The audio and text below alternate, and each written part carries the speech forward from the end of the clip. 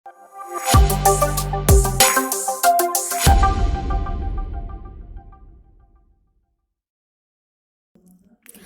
everyone, welcome back to the Jha Junction once again. People and environment के जो important protocol and convention जो हमने का ये न्यू वीडियो सीरीज़ लाया है, जो एक कॉन्सेप्ट हम लोग कवर कर रहे हैं। तो प्रीवियस लेसन में हमने कहाँ तक कवर कर लिया था? तो प्रीवियस लेसन में हमने पूरा यूएनएफसीसी के बारे में और जो अपना कॉन्फ्रेंस ऑफ द पार्टीज़ है उसके बारे में बेसिक सा नॉलेज दिया था। राइट नाउ आज हम लोग बात करने वाले हैं पेरिस एग्रीमेंट की, which is one of the most important. So without wasting time start करते हैं। What is Paris agreement? ये इसको प्रीवियस लेसन में हमने पढ़ा था। ये क्या है? कोप। पेरिस एग्रीमेंट को क्या कहा जाता है? कोप 21। सो स्टार्ट करते हैं, देखते हैं। So, in short, Paris Agreement is an international agreement to combat what? Climate change. जब भी हम बात करेंगे यूएनएफसीसी के अंदर जितने भी वो इस्टेब्लिशमेंट हुआ अर्थ समिट के बाद, जो ये United Nation framework to combat what? Climate change. तो उसमें जो पेरिस एग्रीमेंट है, क्योटो प्रोटोकॉल है, तो ये सारी चीज़ें किसके लिए है? क्लाइमेट चेंज के लिए। तो इसमें कन्फ्यूज़न नहीं रहेगा। तो कई बार ऐसे भी पूछ देता है कि जैसे कि वियना कन्वेंशन और मॉन्ट्रियल प्रोटोकॉल कौन सा depletion of the ozone layer से कनेक्टेड है, कौन सा protection of the ozone layer से। तो उसमें हम लोग कन्फ्यूज़ होते हैं।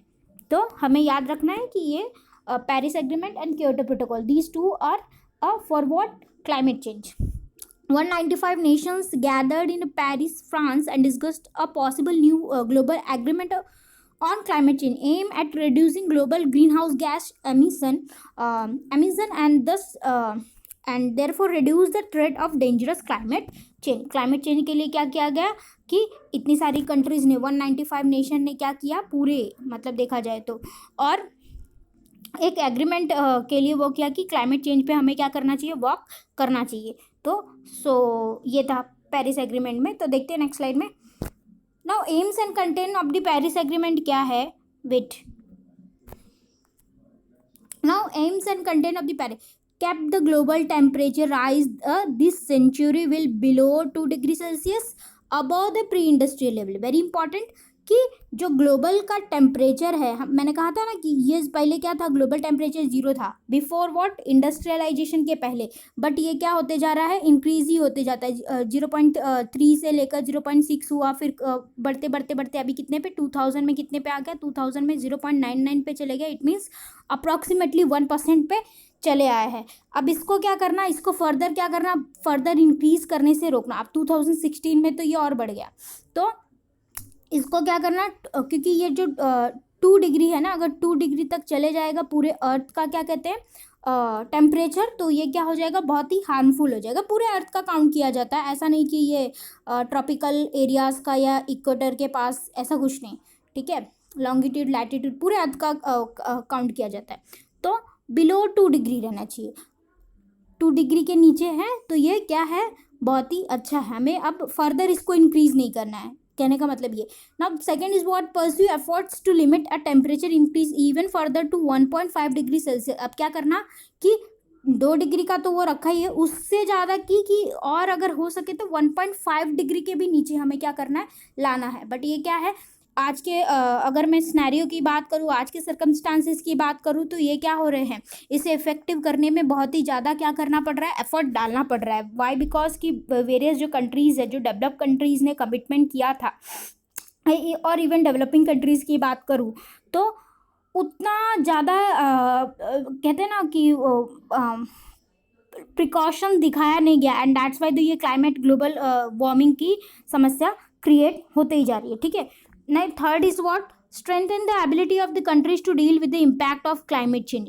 और climate change के impact को क्या करना? कंट्रीज को क्या करना? स्ट्रेंथ प्रोवाइड करना। In terms of the what? Financial assistant भी प्रोवाइड, मतलब पेरिस एग्रीमेंट में ये कहा गया था। वेट में, हाँ, एक से पेरिस एग्रीमेंट में ये कहा गया था कि जो भी डेवलप कंट्रीज है ना, डेवलप कंट्रीज क्या करेंगी? डेवलपिंग कंट्रीज को $100 बिलियन रुपीज़ का क्या करेगी? मदद पहुंचाएगी in order to combat climate change. क्योंकि ऐसा क्यों बोला जाता है कि अभी ये क्वेश्चन अराइज होता है ना, डेवलप कंट्रीज ही क्यों? देखिए डेवलप कंट्रीज ने ही देखा जाए तो बहुत ज़्यादा हार्म इन्वायरमेंट को कर दिया, तो पहले जो उन्होंने यूटिलाइज उसे कर लिया इन्वायरमेंट को, तो अभी क्या है कि एक कहा जाता है ना, एक अब उनको एक डेवलपिंग कंट्रीज को साथ से साथ मिलाकर उनको क्या करना है, काम करना है इसे कॉम्बैट करने के लिए। इतना समझा? नाउ इसके अलावा क्या है, तो यही फाइनेंशियल असिस्टेंट की बात ग्रीन हाउस गैसेस के लिए। Now what are the different kinds of the greenhouse gases? एक बार इसे हर बार हमेशा जब भी ग्रीन हाउस गैस आता है ना, तो इसे बोल लेने का एक बार। तो देखिए वाटर होता है, अपना कार्बन डाइऑक्साइड होता है, मीथेन होता है, नाइट्रोजन ऑक्साइड होता है एंड ओजोन होता है। इतना समझा? क्योटो प्रोटोकॉल की जब हम बात करेंगे ना, क्योटो प्रोटोकॉल, तो उसमें क्या है, अपना ये पल्फ्लोरोकार्बन ये सबको भी इंक्लूड किया है और क्लोरोफ्लोरोकार्बन ये सबको इंक्लूड किया गया, तो वो हम लोग वो 6 गैसेस को वहाँ पे कवर करेंगे। राइट नाउ अभी पेरिस एग्रीमेंट कर रहे हैं, तो ये था 2015 में। क्योटो प्रोटोकॉल 2005 में इफेक्टिव हुआ था, 1997 से 2005 में इफेक्टिव हुआ था। उसे पहले लाना चाहिए बट इट्स ओके, चलेगा। सो इतना समझा? तो क्या है, पहला तो ये 2 डिग्री या फिर हो सके तो 1.5 डिग्री सेल्सियस बिलो, ठीक है, तो 3.7 फ़ारेनहाइट के करीब आई थिंक। तो ये हुआ। फिर फाइनेंशियल असिस्टेंट प्रोवाइड करेगा। नाउ थर्ड इज ये क्या करेगा, ऑल पार्टीज को क्या करना है, रिपोर्ट करना है। किसको रिपोर्ट करना है? रेगुलरली रिपोर्ट करना है फॉर द इम्प्लीमेंटेशन और पॉलिसीज जो क्या कर रहा है, वो अडॉप्ट किया है कोई भी कंट्री, तो उसको क्या करना है, रेगुलरली रिपोर्ट करना है अंडर दिस एग्रीमेंट। नाउ उसके साथ साथ ना पेरिस एग्रीमेंट का एक और की फीचर है NDC. What is NDC? Nationally determined contribution. Now ऐसा बताना पड़ेगा हर कंट्रीज को क्या करना है, 2020 मतलब ये ईयर के बाद उन्होंने क्लाइमेट के लिए कौन कौन से प्रिकॉशंस लिए हैं, उनका क्या प्लान है टू कॉम्बैट ये क्लाइमेट चेंज को क्या करने के लिए, हटाने के लिए, इरेडिकेट करने के लिए, सो दैट कि इन्वायरमेंट बेटर हो सके। तो इसके एक्शन प्लान जो 2020 के बाद है ना, 2020 के बाद, तो वो क्या है, तो ये एनडीसी है, नेशनल डिटरमाइंड कंट्रीब्यूशन।